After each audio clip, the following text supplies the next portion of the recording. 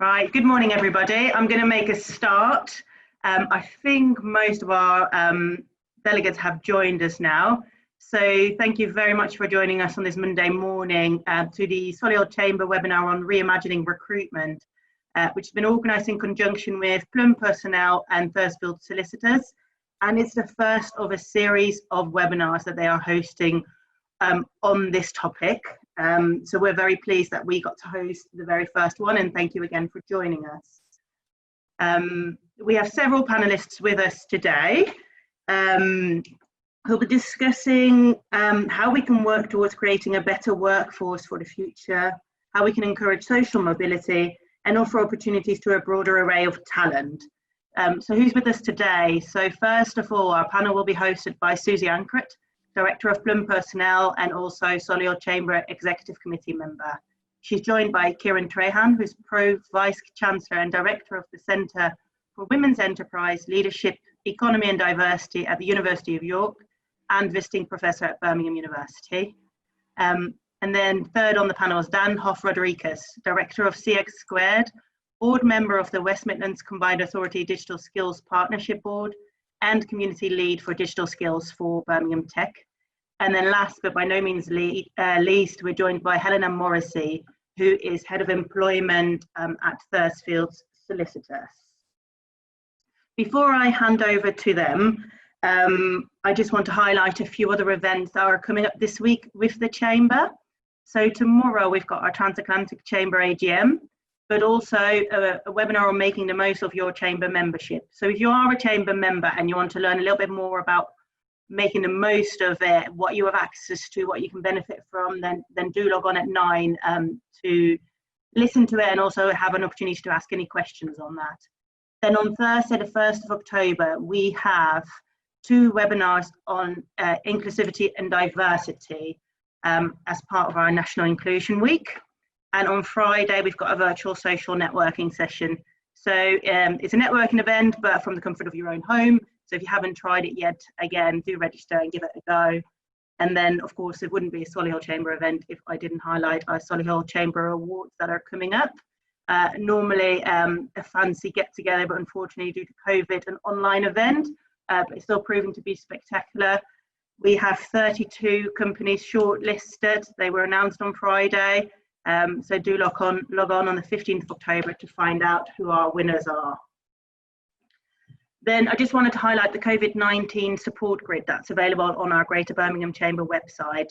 It highlights and breaks down all the different elements of government support that have been announced recently, highlights what it is, how you can access it, and if it's already available or not yet. It's been updated with the latest changes and announcements from last week. So if you're unclear on anything or want to see what you might be able to get access to have a look on our COVID-19 hub. And then lastly, just wanted to highlight 2 opportunities to you. Firstly, to launch today, Dinngs, the Diversity Innovation Support Scheme for SMEs, which is a project that offers eligible SMEs free leadership and cognitive training in partnership with Aston University. So that's free training. There are some eligibility criteria in terms of the size of the business and some feedback that is required from direct reports, as you can see below. Tomorrow we will send a recording of this webinar, and I'll make sure to include full details of this offer of leadership training, so that if you are eligible and of interest, you can get in touch with them. And then lastly, a quick update from Coventry University. They have a number of students that are looking for internships, 6-month placements in various topics. So enterprise and innovation, financial technology, global financial trading, fashion marketing, hospitality and tourism management, project management and professional accounting. They are looking to work on a 6-month project, so it can be a business idea or a project that you have and are looking for support with. It's part of their accreditation and getting their degree. So again, we will circulate details. If you could make use of an intern, not an apprentice, then do get in touch with the Coventry University. Just wanted to highlight those 2 things in light of what we're talking about, just in case it's relevant for anybody. But that's all from me. I am going to hand over to your host for today, Susie from Plum Personnel. And before I go, I just want to say thank you to Susie and all our panelists for joining us, and I hope you'll enjoy the session. Susie, over to you. Good morning, everybody, and we're delighted to welcome you to our first in a series of webinars, Reimagining Recruitment. And thank you to Lillian and Grace for your support in arranging and organising this event. I'm Susie Ankrick, co-founder of Plum Personnel. We're an independent recruitment consultancy based in Solihull. At the heart of Plum is our recruitment charter. It's what we live by. And the first principle of our charter is diversity and inclusion. As we move towards the new normal, we know there are going to be so many challenges. However, it's also probably given us one of the greatest opportunities to reimagine recruitment. And our hope, and I'm talking on behalf of the panel today, is that you leave with a little bit more knowledge, more wisdom, and more know-how in terms of diversity and inclusion. And to help us achieve this, you've got an esteemed panel of experts. Professor Kieran Trehan will be sharing her expertise and knowledge on what needs to change post-COVID-19. Dan, who graduated in law at Oxford University, is going to share ideas on what can we do more of to improve diversity. And Helena Morrissey from Solihull, Thursfields, who's co-hosting, will also be sharing the legal implications of discrimination, both direct and indirect. We've got a loose agenda.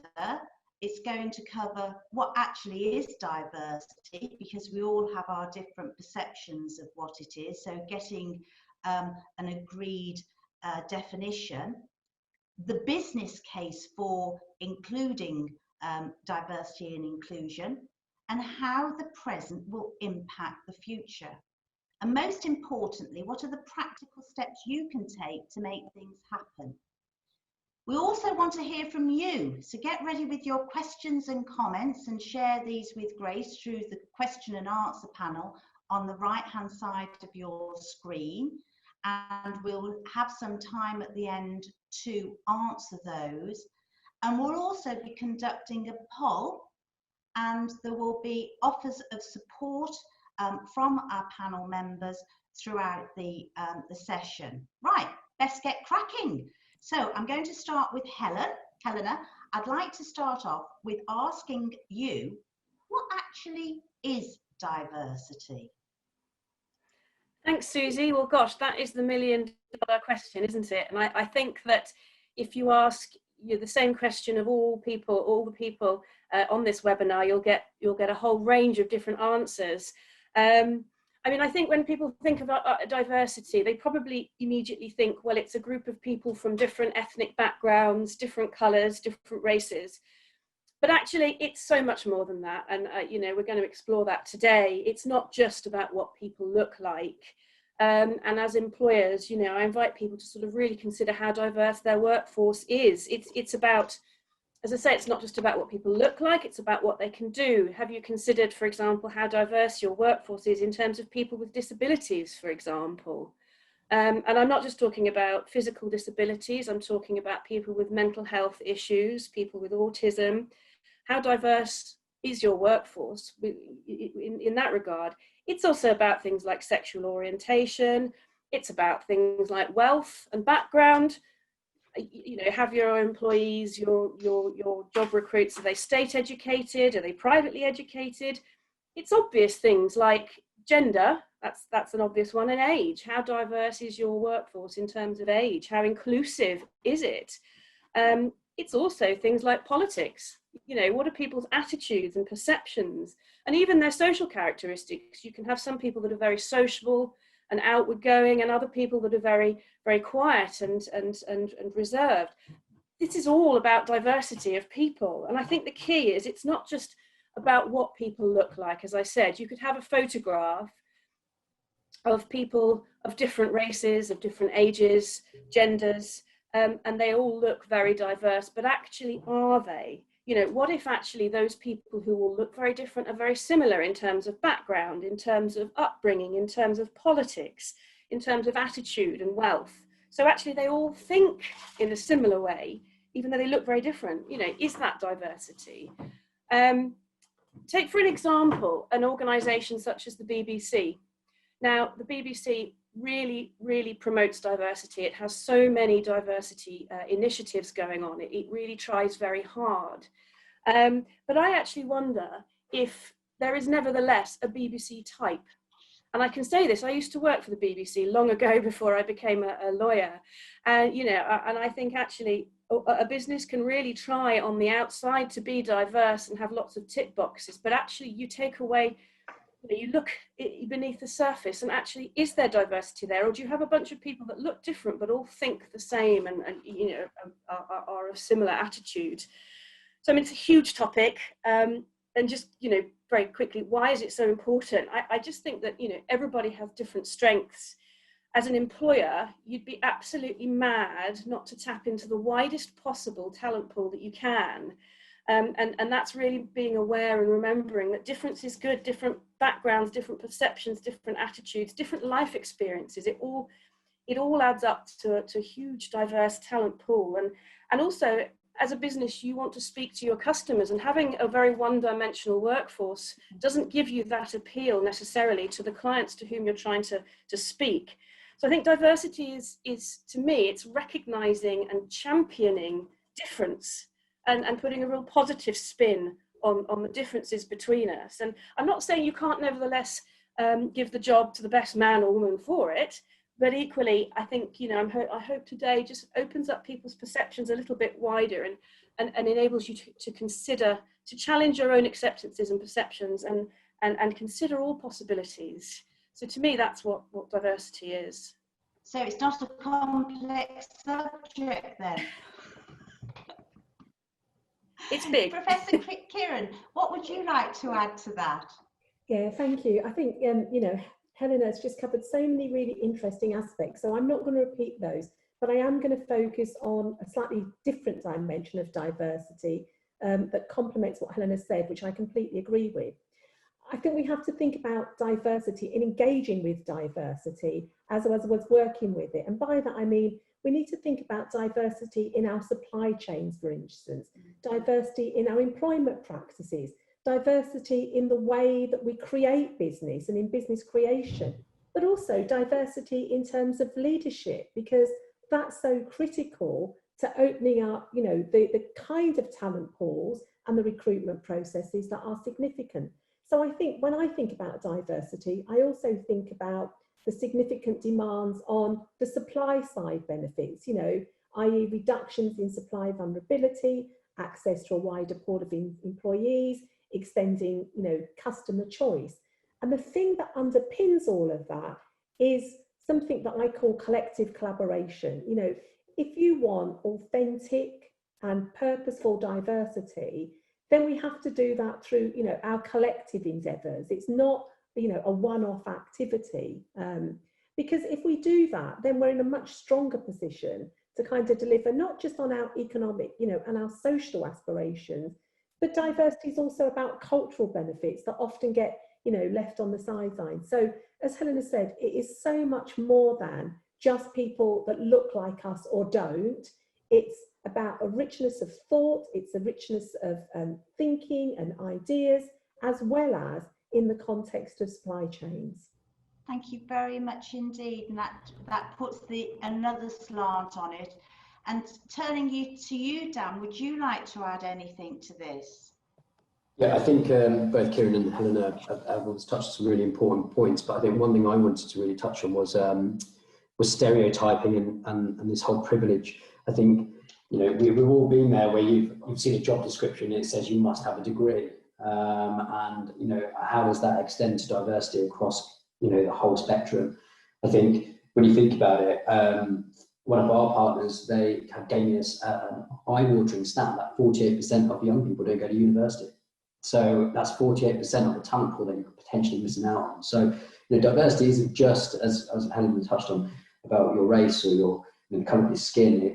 It's encompassing every social aspect of a human life. So, we need to be very open-minded about that. So we're actually all coming from, we all have biases towards social or intellectual or race aspects of the people that we work with. And it's about opening up and thinking about the advantages of having a culturally diverse workforce and what that brings to us. Would you agree with that? Yes? Well, thank you very much indeed for that. And I'd like to turn to Professor Kieran and ask you, how has our journey through COVID changed the landscape in terms of diversity and inclusion? What would you see as the drivers for change?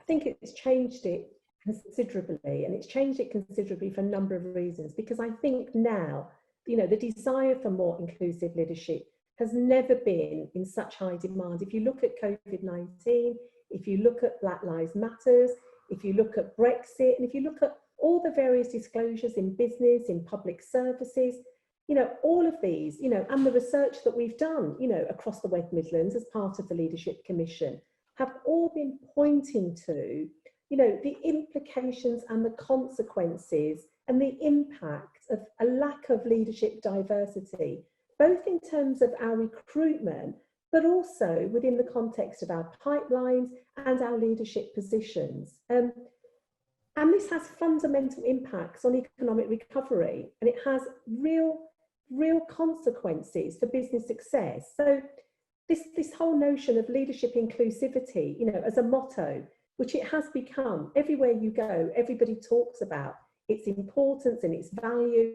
It's almost become the new motto for, policies, and is ever present in all different spheres of, business, public life, and also in local communities. But underpinning these reforms is a real desire to create diverse and inclusive leadership, which reflects the society we live and work in. You only have to listen to the news on a daily basis, or pick up the kind of headlines of what businesses are saying. So I think we have a moment in time opportunity that is saying that diversity, though, is not a standalone issue. It's got to be connected to the chain of political and social and economic change, And I think the one key message from me and from the research evidence and the intelligence is that industries, organisations and business that do not have inclusive leaders, they're going to come up against some real challenges in the future. But let's not be fooled. You cannot create an inclusive and diverse culture by simply having what I call, one of these single initiatives.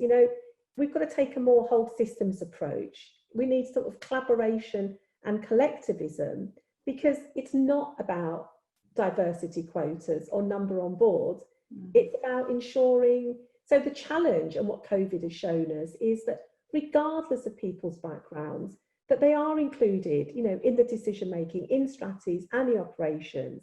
And so I guess I'm making, the economic and the business case, as well as the social case for more leadership inclusivity and why it matters now. That's really very interesting, because I think that if you ask any organisation whether they're diverse and inclusive, they're probably going to tell you yes. But actually, when you dig a little deeper, they aren't embracing it 360 degrees. It's something that they do rather than something that they are. Helena, would you like to add to that? It was about... Yes, I would. The changing landscape. Well, I just think it's an interesting point about leadership and leading from the top down. And there's I do sort of inclusive, equality-based training and practical training. And one of the exercises is asking people in leadership to write down the names on a piece of paper of their sort of circle of trust, the people that they trust important decisions to, and you know, personal and business. And it's surprising when people actually look at the people that they've got on that are on their list, how similar all those people in their own circle of trust are to themselves in terms of potentially ethnicity, background, life experience. And I think, you know, people naturally surround themselves with people who are of like mind, like background, and it's sort of breaking out of that and actually getting a wider group of people in your circle of trust. So it's just interesting, you know, that I think it does need to come from the top down in terms of leadership, and have this as a real sort of agenda for change, and, you know, breaking those perceptions and widening one's own personal circle of trust, and you know, broadening one's own horizons and perceptions. You're absolutely right, and I've done a similar exercise where I was part of a group, and we were asked to choose who would be your favourite leader, who would you actually look to develop your own skills. And that's also very telling in terms of whether somebody goes for Genghis Khan or Margaret Thatcher or Winston Churchill or Bono. What is a great leader? Dan, your thoughts? I think the stats, there's a report, the McKinsey report, which was, this gives you an idea, 5 years ago, where it said that, you know, if you've got a diverse workforce, it's actually financially beneficial to your business. So, you know, this research, which was done globally, what was identifying that companies were in the top quartile for when their actual racial and their ethnic diversity was higher. And that was the same when it had, you know, more gender diversity as well. So the stats don't lie. I just think that, you know, we talk about business cases and we talk about leaders, but what I'm seeing, especially in Birmingham at the moment, which I love, is that there's businesses that are actually talking to their employees. They're asking their employees, are we diverse? And I think that actually, when you're giving the onus back, it's the employees that carry your business. It's not necessarily your leaders all the time. So, you know, how do we make it inclusive? We talk about diversity, but how do you actually make it inclusive with the people that are in your business now? And not only is that beneficial for the people that are in there now, it's great for retention. Do they feel valued? You know, there's far greater benefits on speaking to your employees about these, what, you know, again, uncomfortable conversations. Absolutely, and that leads us beautifully, Dan, into our poll, which is about whether organisations cultivate a positive culture of EDI, equality, diversity and inclusion, and what they consider their organisation's commitment is. So thank you, Grace. She's put up the poll, and for those of you who are here, can you actually have a look whether you totally agree that your organisation has a positive EDI culture, you somewhat agree, or you totally agree? Just a few seconds to do that.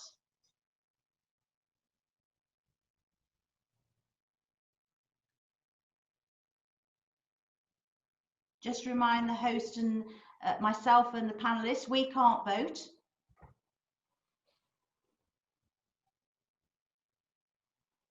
And have we got those results in, Grace?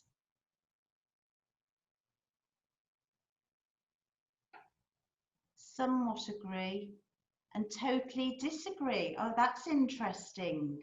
Right, okay. So between totally and somewhat, we're 90% of the way there, which is that pretty good. So our next poll question for you is really important. It's about the organisation's commitment to EDI post-COVID. So if you can pop the poll up, Grace, do you think it's going to increase and improve, not change significantly, or will be of even less importance than it is now? Give you 10 seconds to answer that.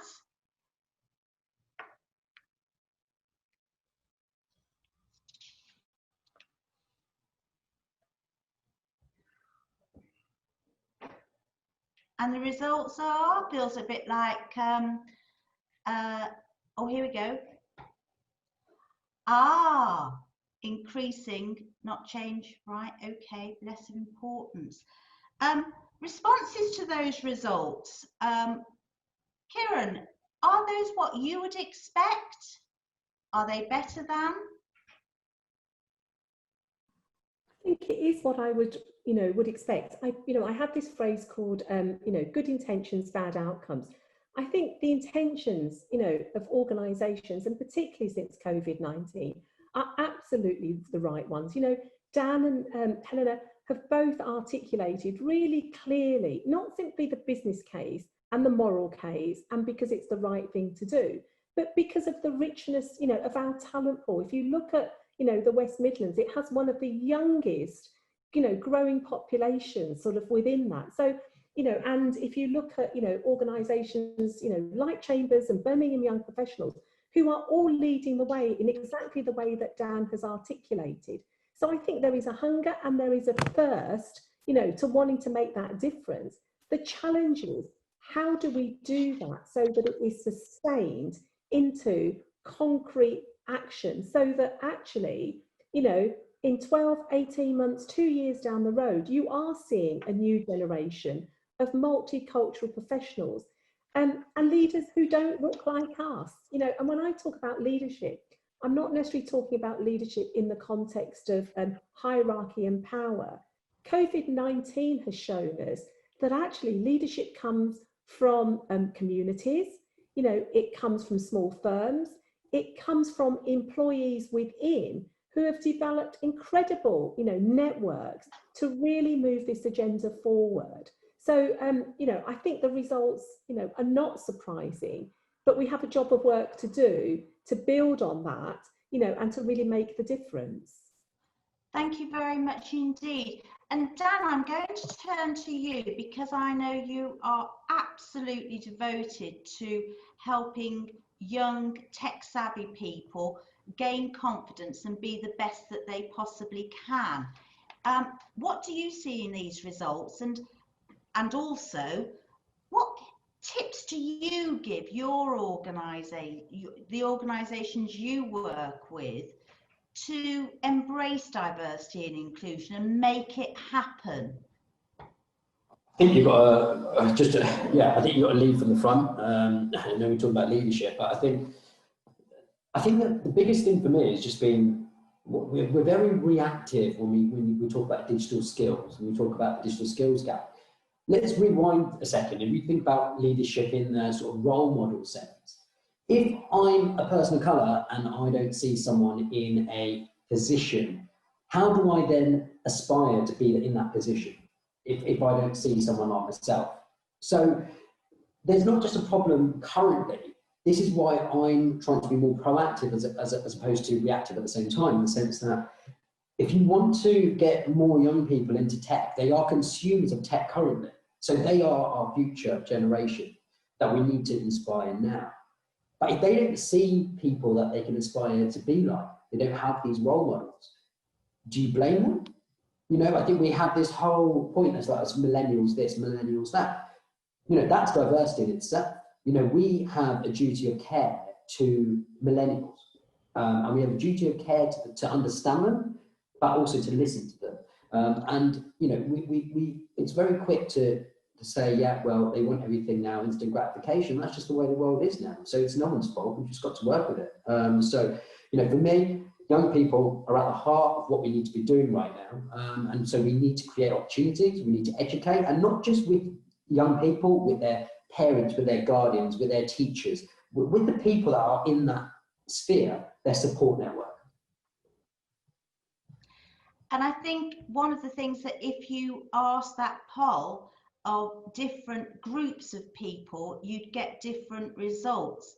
And it's really important to actually listen and understand, because we are so good at having preconceived ideas about what other people think. And when you talk to millennials, for example, as a group, they have a completely different perception of the world of work, a completely different list of what they are seeking from their employers. So I think that's important. Helena, would you like to add anything to this part? Yeah, just one comment really. I was quite surprised actually at the result of the second poll that nobody said that diversity and inclusion will be of less importance, because I am mindful that throughout this COVID episode, you know, businesses are quite beleaguered. You know, they're stripped down to the bone. They're struggling, and one might have thought that an issue such as this would have dropped down the list of to-dos in the current climate. So it's quite heartening actually that didn't get any votes at all. But I think the key point actually to remember is that you know, inclusion actually leads to employee engagement, whether that's millennials or any other generation. And employee engagement does actually have an impact on a business's bottom line. I mean, it really can. The productivity that comes out of engaged employees, it really does help business grow and thrive. So I think it's good that it is very much still on the agenda. As I say, I think that it all plays into the employee engagement piece. And I know that you, Helena, do some unblocking within organisations through different training, don't you, to actually promote the flow of thought and commitment? Yeah, I mean, I do various types of training, whether it's on employee engagement or diversity and inclusion, and a lot of what I do is seeking to challenge people's own perceptions and examine themselves before they go out and try and sort of dictate to others. So particularly on the piece of unconscious bias, which is an interesting one, but also, you know, the legal implications of not being diverse. The Equality Act is obviously a piece of legislation quite close to my heart, and you know, I do a lot of training on that because it's important that it's difficult for employers to get it right, and I try and help them navigate what they need to do to create a diverse workplace that champions equality. Yes, and the emphasis is not about avoiding doing the wrong things, it's about doing the right things. And if you're interested at all in asking Helena more about the training, just put number 1 in your comments box and we'll come back to that. So just put the number 1 there. Kieran, can I just turn to you? Because one of the things we wanted to do was people to go away with practical, what can we do to strengthen the recruitment and talent pipeline? What should employers look to do in the future? What would be your 3 greatest tips, for example? I think first of all, I think we have to look at the way that we continue to use our recruitment processes and mechanisms. We haven't really changed our recruitment processes, you know, in over 20 years. We are still relying on the same systems. And so I think we have to ask, are they fit for purpose, and to make them more inclusive? Otherwise, we won't increase the pipeline. The second thing I think, you know, I would want us to start introducing is reverse mentoring.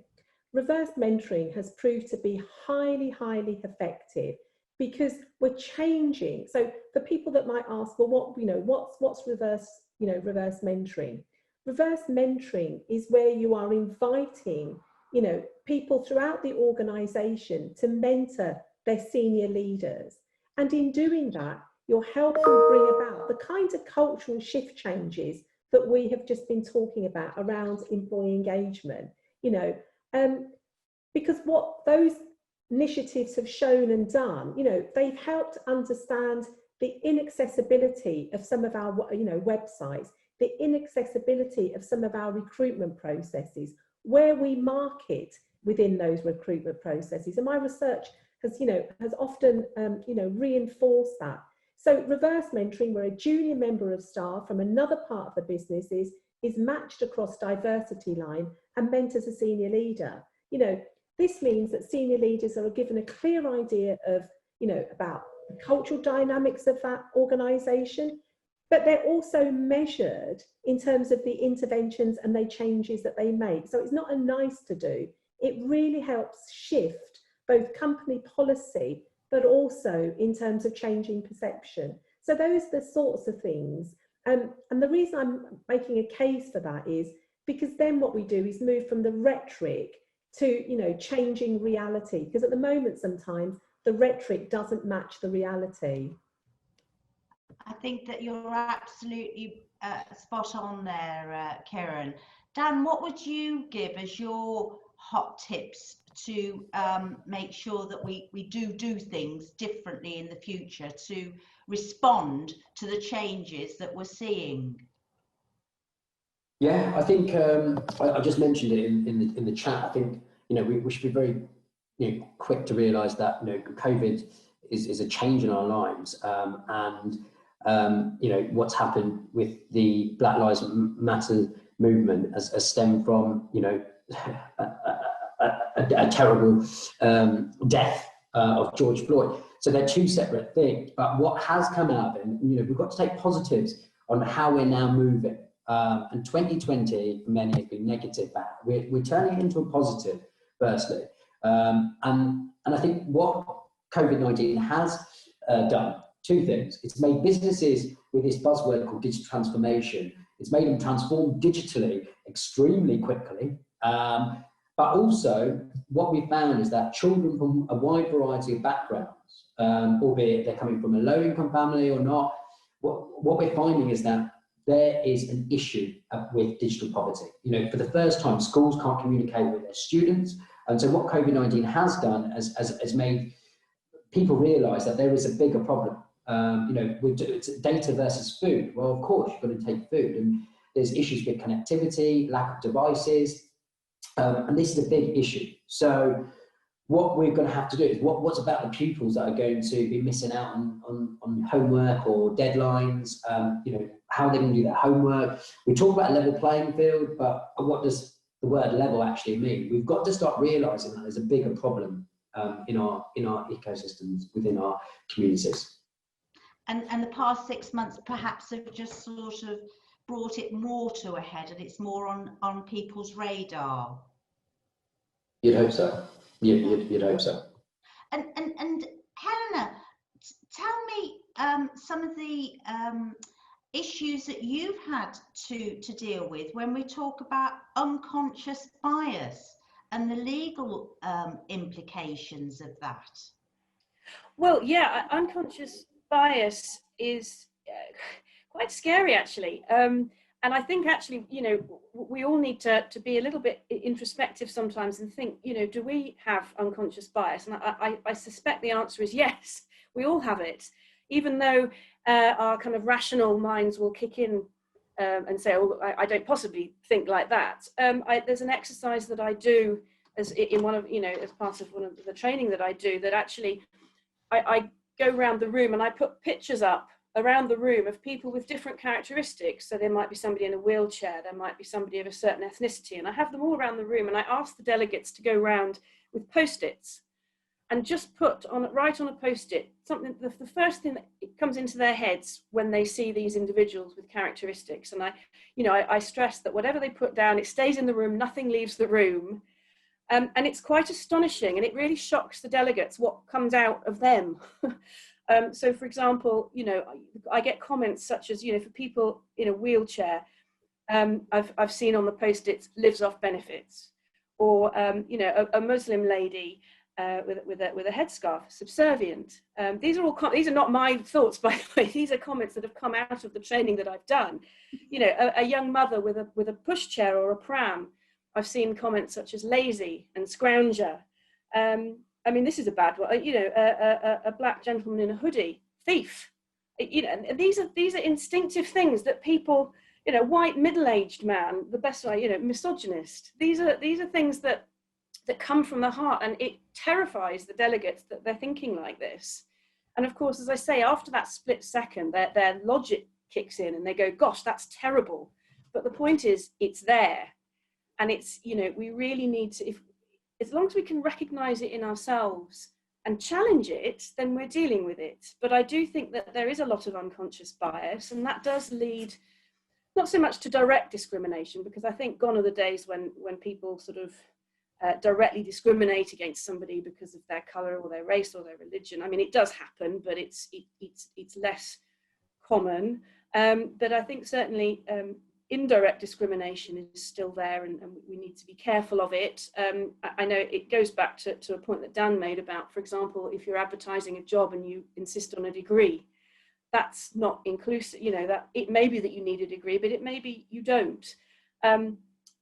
Asking, you know, for specific characteristics such as bubbly or lively, is that going to encourage older people to, you know, apply for that job? Are you using language that's exclusive, you know, that is excluding people?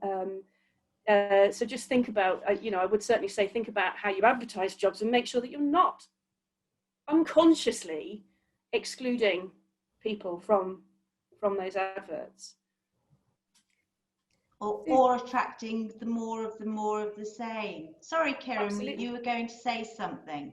Yeah, I was just going to reinforce that point that you've made. You know, I think Helena and Dan have picked up some, you know, really, really pertinent points.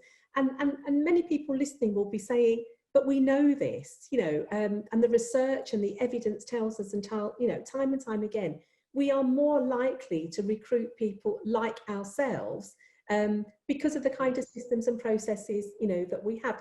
And it isn't just about recruiting them, it's also about then rewarding them, you know. So I think the points that Helena made are really important, because it isn't simply about changing systems, it's about how those two things come together, you know, for us to think about inclusivity and creating inclusive cultures, you know, in a really informed and an engaged way. So, you know, I agree with what Dan said, you know, earlier, that it's not, you know, what I call a bottom-up approach. It's how top and bottom and middle, you know, work coherently together. Because otherwise, you know, we'll fix the systems and the processes, but we won't change the perceptions.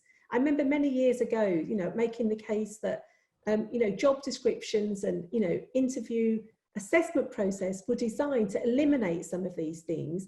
And actually, you know, we could argue what they taught us was to discriminate even more, because we continue then, you know, to recruit like-mindedness. So, and there are some great organisations that have really looked at that more effectively. You're absolutely right, and there is a dichotomy, because as a recruitment professional, we're often asked that they want to find somebody with certain skills and experience, but they also say, and they've got to fit with the team. And actually, sometimes that's because people who don't fit but are actually better experienced and skilled at the job could be, from a manager's point of view, more difficult to manage. And that's the reason that they don't include them. So there's work around that as well. And I know that one of the organisations that are on today, the person told me that she walked into a room and she was the only person of an ethnic minority and was female. And there were literally tens of men who were in the senior roles, which created the culture and had the perception that women can't get through to the next layer of seniority. Right, gosh, there's a lot going on here. Dan, you've mentioned about the digital skills gap, and it's a big factor. One of the things that I am very aware of is that it has to start right at the bottom in terms of educating people even before they think about work, young people at school. How can we collaborate with schools to ensure that the young people of tomorrow understand the different job routes earlier and have got strong aspirations? Yeah, so big question.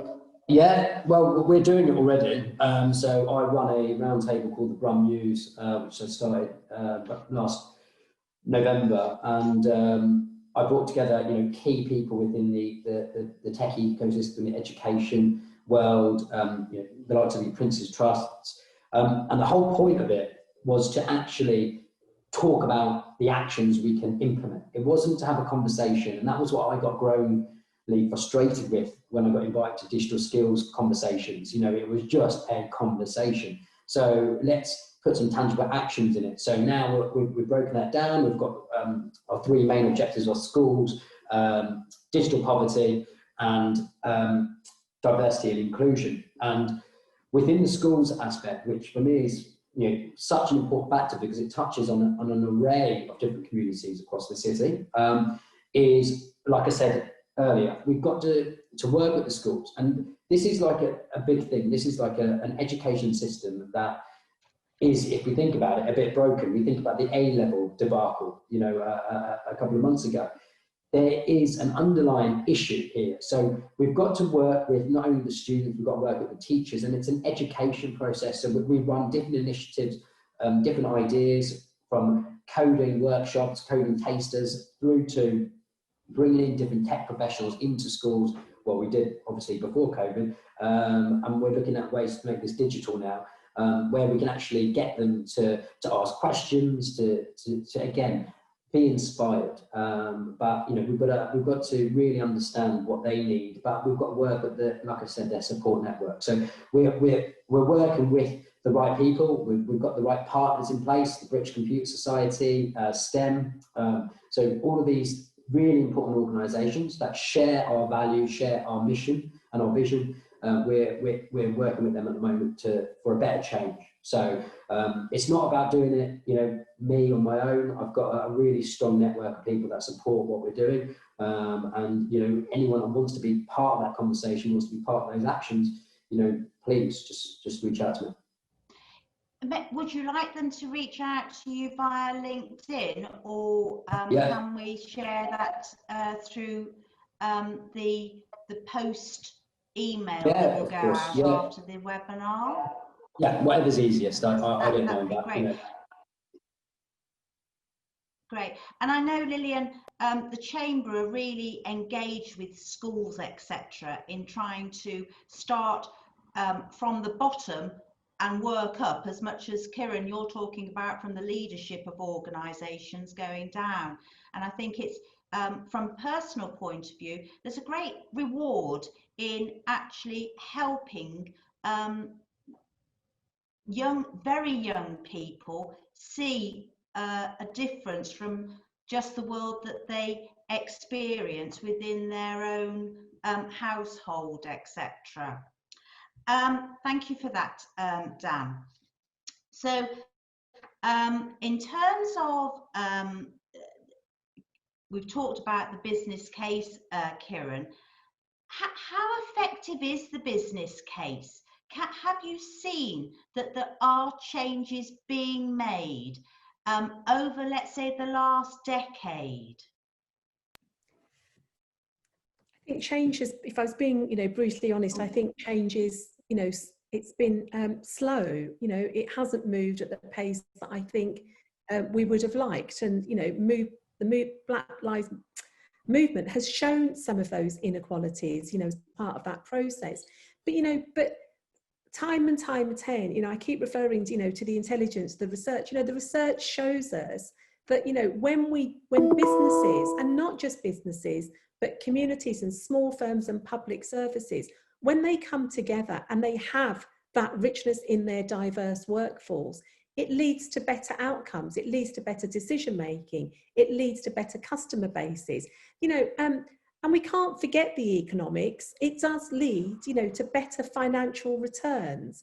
And so we have to kind of ask ourselves then, in those businesses where it has worked and it's been highly, highly effective, what's the difference? You know, and the difference is they have changed their recruitment processes. They're doing all the work that, you know, Dan and others have been talking about in terms of changing perception and opening up those opportunities, you know, for young children in schools and, you know, in the context of colleges. But most of all, Dan raised a really important issue around networks. networks in business have a really vital role to play. You know, networks from the ground, whether they're gender networks, whether they're ethnicity networks, you know, networks that come together and coalesce to make that kind of difference. And I always argue, you know, if we work on this incrementally, of course we will have change. But if we work on it collectively and collaboratively, then you can create a movement that creates long-term sustainable change. You know, so the facts speak for themselves in terms of, you know, the financial rewards, the social rewards. And the final point I want to make is, it isn't simply about making those changes and having, you know, diverse people in organisations. You have to create cultures that make them want to stay. Susie, you raised a really important point earlier on in your presentation, you know, about senior women, you know, getting up to the top, and then they're the only voice in that, and they make a conscious decision to leave. So we have to work on the recruitment and the pipeline processes alongside the cultural change, because if you don't create, you know, the culture to sustain that, then don't be surprised if people don't stay. Yeah, not to be surprised if you do the same to get the same results. I absolutely agree. And the West Midlands Combined Authority, they're doing a huge amount of work around this, aren't they, with their inclusive leadership programme. And I think I would encourage anyone who has a responsibility for talent acquisition, building your talent line, to become involved with that, because I know that there is so much free sharing of ideas, but also celebrating the successes that it brings. And we are all human. If we see something working, we're more likely to have the confidence to move forward and do something ourselves, because somebody else has led the way. Would anybody like to add to that or comment on that? I just wanted to comment, actually, just arising from a comment that's popped up in the chat. I think it might just have been sent to me. I think just to say, there is definitely more work to be done here. I'd made a comment earlier about direct discrimination perhaps not being as prevalent as indirect discrimination, and one of the delegates says, well, direct discrimination is you know, alive and well, which is sad to hear. But I mean, certainly I from my own experience, from my work, it is still out there. There is still direct, obvious discrimination. It's not acceptable, but it happens. I mean, I still have heard people say, I wouldn't recruit a woman of childbearing age. You know, it's a cliche, but it happens. And I've had people say similar. So there are still very outdated, outmoded perceptions out there. And I think there is a lot of work to be done. But I think the good point is that this is becoming a sort of you know, a board agenda item almost, isn't it? Diversity and inclusion. But I think it's important also that we make it clear that this is not a tick box exercise. This is very much a living, breathing initiative, and we need to make it such, not just have tick the box, put the form away, yeah, we've done our diversity. And I think that's very important, that we need to focus on that. I think you're right, and going back to direct discrimination is alive and well and thriving in some organisations, sadly. There is also the other side, where you hear people saying, you can't say that, you can't do that, and not having the rationale underneath that, underpinning it, and not having the freedom of discussion as to why isn't that possible. And I think that that's really important, to actually get understanding going on within organisations of why something is appropriate and inappropriate. And you can have all the rules and regulations in the world, but if it's not a mind and a heart that is actually going to be driving this through, it actually is why I think, Kieran, that we are so behind of where we actually should be. We're stifling some of the good stuff by actually not addressing some of the uncomfortable stuff. I don't know what you think about that. Yeah, I absolutely agree with you, Susie. You know, recently I've made the case of putting emotions back into, you know, diversity and inclusion. We make it sound as if it's a rational process, and it isn't. And you're absolutely right. We don't talk about the unspeakable. Let me give you an example from my own experience. You know, the number of times people will say to me, "Where are you from?" And I say London, and they say, "No, where are you from?" And I say East End of London. "No, where are you from?" Essex. And then I say to them, why don't you ask me the question that you're really interested in? Because, you know, and that opens up a question. So, you know, in a really positive way about ethnicity, you know, who am I? Where have I come from? Because I can't quite be placed, you know, well, you know, am I Spanish? Am I Italian? Am I Indian? I could be a whole host of things. And it doesn't matter where I come from. What matters is that we are able to create the conversation. And we often say that we need to create safe spaces. The challenge I would put back, you know, to organisations is we create safe spaces for the people who are already having the conversation. We have to create spaces where those dissonant voices, you know, those challenging voices come together, because otherwise what you do is you have the same groups educating the same groups, educating the same groups who aren't necessarily. So I guess I'm making a really strong case to move away from the deficit model. And by deficit model, I mean, you know, it's the job of the other to do all of this work, to a more collegiate, shared approach. And there are some incredible organisations, you know, I'm co-chair of the Leadership Commission, you know, where some professional service organisations have made a real difference. You know, one concrete example of that is they've established a whole network of people from diverse communities. You know, so when you say, oh, you know, we can't get any senior speakers, you know, of colour, well, you can, and they've created that overnight. So, you know, I'd say the challenge is in front of us. It's like grasping the nettle. I really do think the time has come for us to grasp that nettle and make a measurable difference. And we can, and we don't need huge amounts of time to do it. We just need an openness and a willingness to really engage in purposeful ways. Thank you very much for that. And we're coming to the end. And I just want to ask people if there are any specific questions. Gosh, that's gone really quickly. Thank you very much indeed. So I'm getting a bit flustered here because I've got to speak very quickly, but if there are any questions from any of the guests here, please. Grace, I'm going to go over to you. Any questions that has come up? Susan, there's no questions in the Q&A box. And because we're very close to time, what I would suggest, if there are any questions, that any of the attendees can send them to myself or to Grace, and we can ensure that we'll put them out to the panel via email. And also we've got an invitation, put number 2 in the Q&A box. If you're interested, we're going to have a round table to continue this discussion, just 10 or 12 people who will be able to join us for that. So do let us know.